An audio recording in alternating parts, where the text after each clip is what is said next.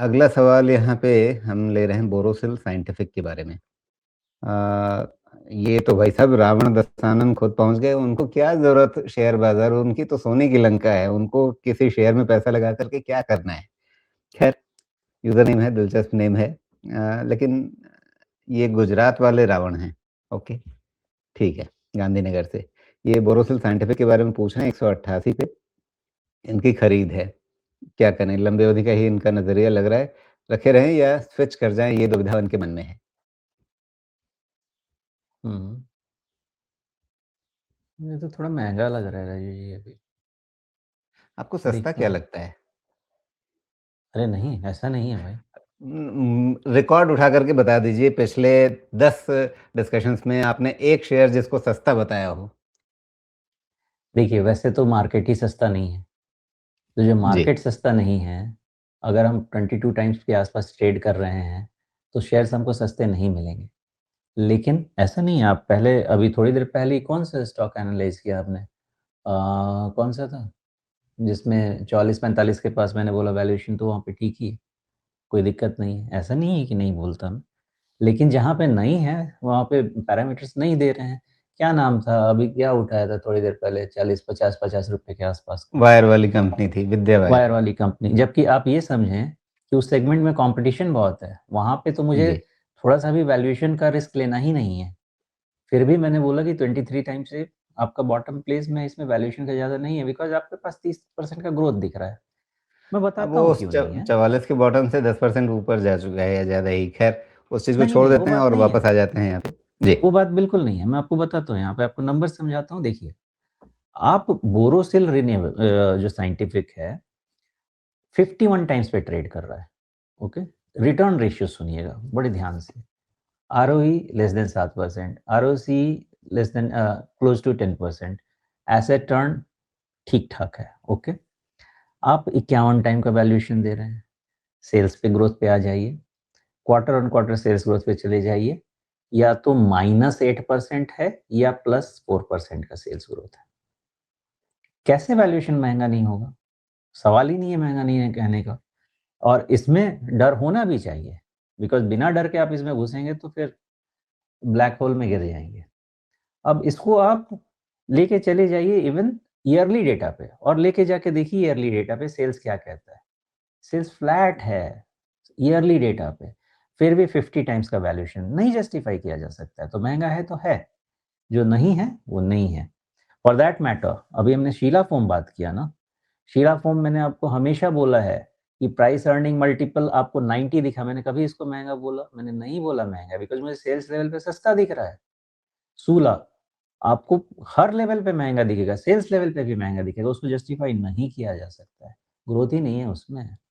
तो मैं 90 पी वाले को भी आपको कह रहा हूँ कि वो नहीं महँगा है बिकॉज़ मुझे वहाँ पे सेल्स लेवल पे चीज़ समझ में आ रहा है। या तो मुझे सेल्स पे समझ में आए, एबिटा पे समझ में आए, मार्केट लेवल पे समझ में आए, ऑपरेशनल लेवल पे कोई एक जगह है जहाँ पे मुझे समझ में आनी चाहिए कि अगर कंपनी केपेक्स कर रही है तो मुझे किस लेवल पे देखना है, केपेक्स नहीं कर रही है तो किस लेवल पे देखना है। वो चीज़ें समझ में आना चाहिए। साइकिल लग गया है तो किस चीज़ को एनालाइज़ करें। यहाँ पे महँगी है चीज़, ओके? तो ये भी है राजीव जी कि 90 पी चीज़ को भी मैं महँगा नहीं कहता।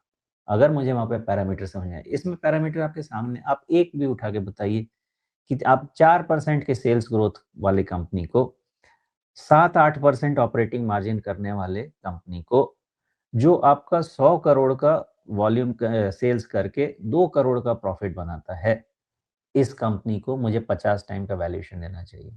ये ब्लंडर है। प्राइस गिरे नहीं गिरे वो तो दूसरी बात है, but this is shear blunder.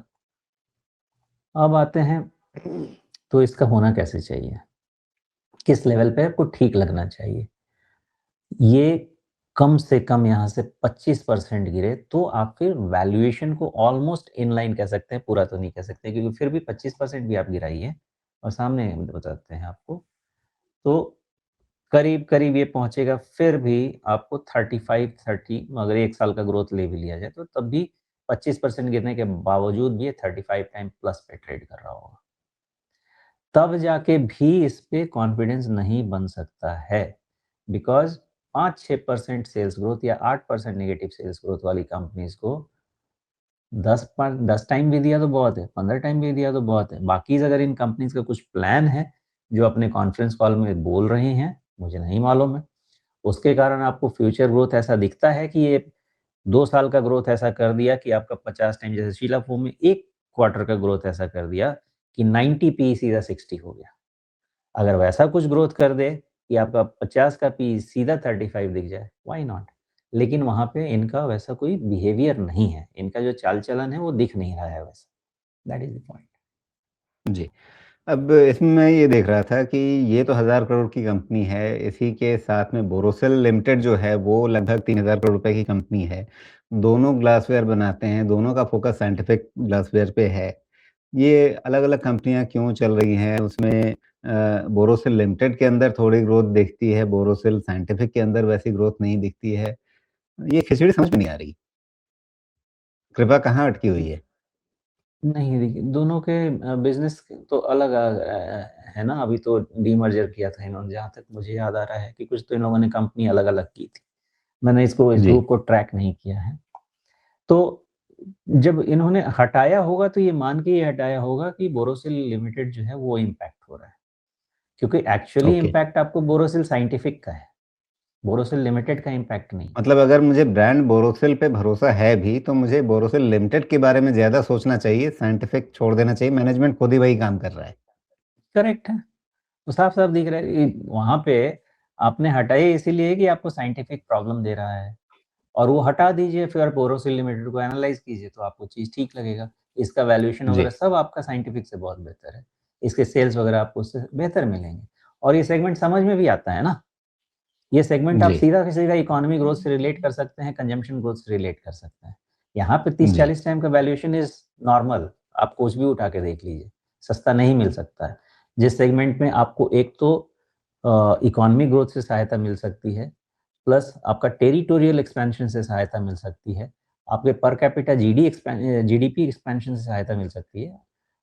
यही अगर एनालाइज़ करना है तो हेल्थ केयर सेक्टर से रिलेट कर लीजिए। वहाँ पे 15% से बेड का साइज़ बढ़ रहा है, नंबर्स बढ़ रहे हैं, आपको 40-50 टाइम का भी वैल्यूएशन मिल रहा है। डर लगता है? नहीं लगता, बिकॉज़ क्लियर पाथ है। इसके भी वैल्यूएशन में क्लियर पाथ है। तो जहाँ पे पाथ क्लियर है उतना डर नहीं लगेगा। लेकिन इसको थोड़ा-सा डीप डाइव जी, करके देखते हैं कि कहाँ गया भैया? अभी फॉर एग्ज़ाम्पल अभी इस क्वार्टर का जो सेल्स ग्रोथ रहा है, वो तो फ्लैट रहा है, लेकिन डीमर्जर हुआ है ना, तो इसको ईयरली लेवल पे थोड़ा-सा देख लीजिए। ईयरली लेवल पे ये आपको 15% का ग्रोथ दे देगा ये सेगमेंट, मुझे तो नहीं लगता है कि उससे ज़्यादा इश्यू रहेगा। प्राइस पैटर्न भी एक बारी हम निकाल ही लेते हैं। बोरोसिल बोरोसिल लिमिटेड बोरोसिल लिमिटेड देखिए, तो प्राइस पैटर्न भी आपका यही कहता है कि ऑलमोस्ट ये शुरू ही हुआ है लिस्ट होने के बाद ₹100 के आस-पास से, और चला गया था 500 के ऊपर, तो उसके बाद का सारा करेक्शन ऑलमोस्ट इन प्लेस है ना? तो ये अगर 15-16% का भी ग्रोथ साल का मेंटेन कर लेंगे, आप इस सेगमेंट के किसी भी, आप कोई भी स्टॉक उठा के देख लीजिएगा, सेलो आपको 35 टाइम के नीचे मिलेगा, हॉकिंस आपको 30 टाइम के आसपास मिलेगा। जितना भी आपको उठा के देखना, हॉकिंस तो आपको आपका सेलो तो लीडर है, 10,000 11 करोड़ हज़ार करोड़ की कंपनी है। तो ये वैल्यूएशन का यहाँ पे ज़्यादा इश्यू इस रेंज में नहीं आएगा। बट आपको 15-16% का ग्रोथ मेंटेन तो करना पड़ेगा, क्योंकि सबका ग्रोथ वही रेंज में रहेगा। ये सेगमेंट में उतना ही डिमांड रहेगा, कॉम्पिटिशन बहुत रहेगा। और वो एक अच्छा ग्रोथ माना जाना चाहिए। Borosil is a good brand आज के तारीख में भी। तो आपका है क्या? कुछ नहीं है, 15-16% का सेल्स ग्रोथ मेंटेन कीजिए, ये वैल्यूएशन आपको बाज़ार दे देगा। लेकिन इससे डेविएट करेंगे, अगर आप सिंगल डिजिट के सेल्स में जाएँगे, तो फिर सेलो या अदर प्लेयर्स हैं, वो आपको लीड ले लेंगे।